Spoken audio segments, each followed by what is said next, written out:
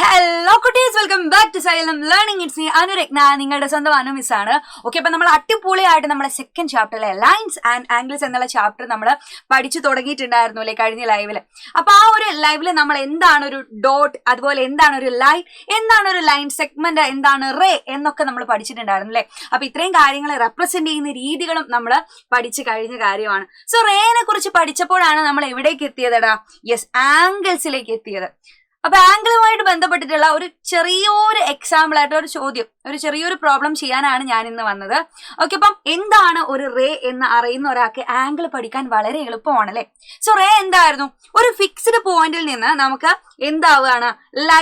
ലൈനുകൾ ഇങ്ങനെ പൊക്കോണ്ടിരിക്കുകയാണ്, ഇൻഫൈനൈറ്റ് ആയിട്ട് ലൈനുകൾ ഇങ്ങനെ പൊക്കോണ്ടിരിക്കുവാണെങ്കിൽ അതിനെയാണ് നമ്മൾ റേ എന്ന് വിളിച്ചത്. സോ അവിടെ ശ്രദ്ധിക്കേണ്ടത്, അവിടെ ഒരു ഫിക്സ്ഡ് പോയിന്റ് ഉണ്ടായിരിക്കും. ഇപ്പൊ ടോർച്ച് നമ്മൾ അതിന് എക്സാമ്പിൾ പറഞ്ഞാണ് അല്ലെ. പിന്നെ നമ്മൾ പറഞ്ഞ എക്സാമ്പിൾ സണ്ണൊക്കെ എന്താണ്? എക്സാമ്പിൾ ആണ് അല്ലെ. സൂര്യനിൽ നിന്ന് വരുന്ന വെളിച്ചം, ആ സൂര്യൻ എന്ന് പറഞ്ഞ ഒരു ഫിക്സ്ഡ് പോയിന്റ് ആണ്. ആ ഫിക്സ്ഡ് പോയിന്റിൽ നിന്നാണ് നമുക്ക് ലൈൻസുകൾ ഇങ്ങനെ പൊക്കോണ്ടിരിക്കുന്നത് അല്ലെ. നമ്മളെ ലൈറ്റ് ലൈൻസ് എന്ന് പറയാം. ലൈറ്റ് ഇങ്ങനെ പൊക്കോണ്ടിരിക്കുകയാണ്, ഒരു എവിടേക്ക് എന്നുള്ള രീതിയിലല്ല, അത് പോയിട്ട് ഇൻഫിനിറ്റ് ആയിട്ട് പൊക്കോണ്ടിരിക്കുവാണ്. സോ ആ ഒരു ഫിക്സ്ഡ് പോയിന്റിൽ നിന്ന് എവിടേക്കെങ്കിലും പോകുന്ന ലൈനുകളിനെയാണ് നമ്മൾ എന്ത് വിളിച്ചത്? റേ എന്ന് വിളിച്ചത്. സോ രണ്ട് റേ കൂട്ടിമുട്ടുമ്പോഴാണ് നമുക്ക് അവിടെ എന്ത് ക്രിയേറ്റ് ചെയ്യപ്പെടുന്നത്?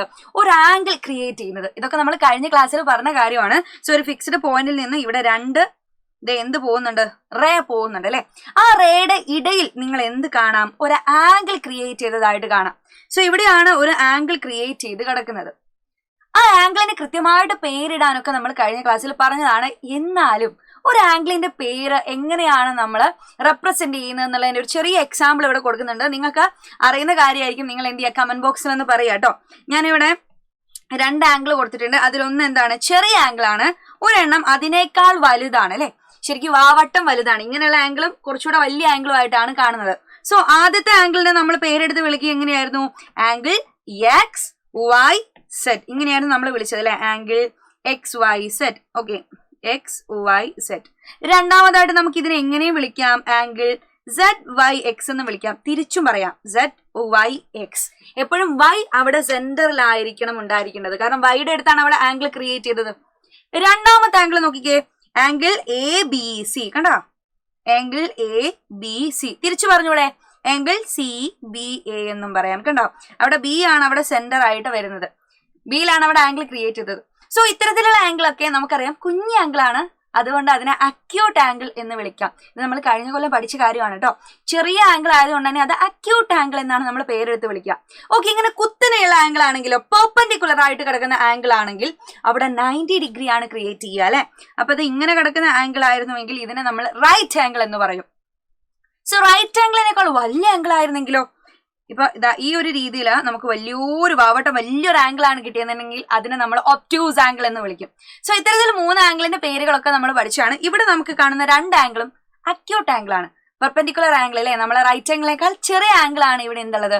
അക്യൂട്ട് ആംഗിൾ ആയിട്ട് കാണുന്നത്. സോ നമ്മൾ ബോർഡിൽ കാണുന്ന ഈ ഒരു ചോദ്യം എന്റെ മക്കൾ ഇനി എന്ത് ചെയ്യുക? ചെയ്തു നോക്കാം. അപ്പൊ ആംഗിൾസിൽ വലുതാരാണ് ചെറുതാരാണെന്ന് കണ്ടുപിടിക്കാൻ മാത്രമേ ഈ ഒരു ചോദ്യം ഉള്ളൂ അല്ലെ. In each case determine which angle is greater than. Okay, ഏത് ആംഗിൾ ആണ് ഗ്രേറ്റർ? അതേപോലെ തന്നെ ഗ്രേറ്റർ ദാൻ എന്നില്ല കേട്ടോ, ഗ്രേറ്റർ ആൻഡ് വൈ. അപ്പൊ നോക്കാം, angle A O B or angle X O Y. A O B കാണുന്നുണ്ടോടാ? A O B. യെസ്, അതാണ് ഇവിടെ എനിക്ക് തോന്നുന്നു ഏറ്റവും വലിയ ആംഗിൾ. കാരണം ഇതാണ് ഇവിടുത്തെ റൈറ്റ് ആംഗിൾ അല്ലെ. 90 ഡിഗ്രി വരുന്ന പെർപെൻഡിക്കുലർ ആയിട്ട് വരുന്ന ആംഗിൾ ആണ് എ ഒ ബി. കണ്ടോ? A O B. നെക്സ്റ്റ് എന്താണ്? Angle X O Y. X O Y കണ്ടോടാ? ഈ ഒരു ചെറിയ ആംഗിൾ ആണ് രണ്ടാമതായിട്ടുള്ളത്. സോ ഇതിൽ ആരാണ് ഏറ്റവും വലുത്? യെസ്, നമുക്ക് കാണുമ്പോൾ തന്നെ അറിയാം ആംഗിൾ എ ഒ ബി ആണ് അവിടെ വലിയ ആംഗിൾ ആയിട്ട് കാണുന്നത്.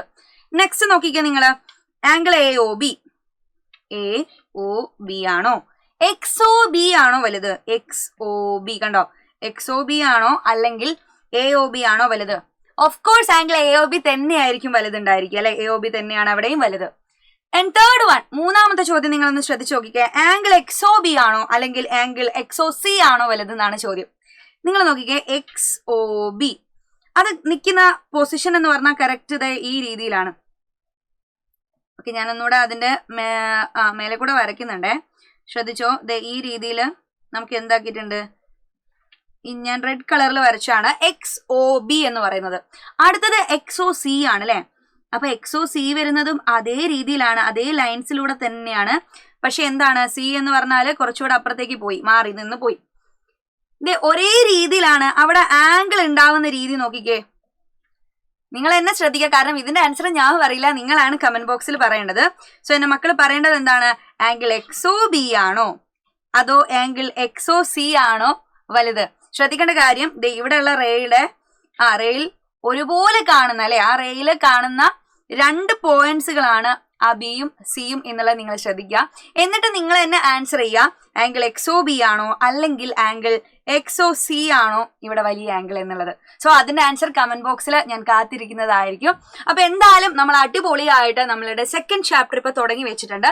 അതിന്റെ ഒരു സെക്കൻഡ് പാർട്ട് തൊട്ടടുത്ത ദിവസം തന്നെ ഉണ്ടായിരിക്കും. അപ്പൊ ആംഗിളുമായിട്ട് ബന്ധപ്പെട്ടിട്ടുള്ള കേട്ടോ, ആംഗിളുമായിട്ട് ബന്ധപ്പെട്ട് നമുക്ക് ഒരുപാട് കാര്യങ്ങൾ ഇനിയും പഠിക്കാനുണ്ട്. അതൊക്കെ ആയിട്ട് മിസ് അടുത്തൊരു ലൈവിൽ വരുന്നതായിരിക്കും. അതുവരെ ബൈ ബൈ, സീ യു.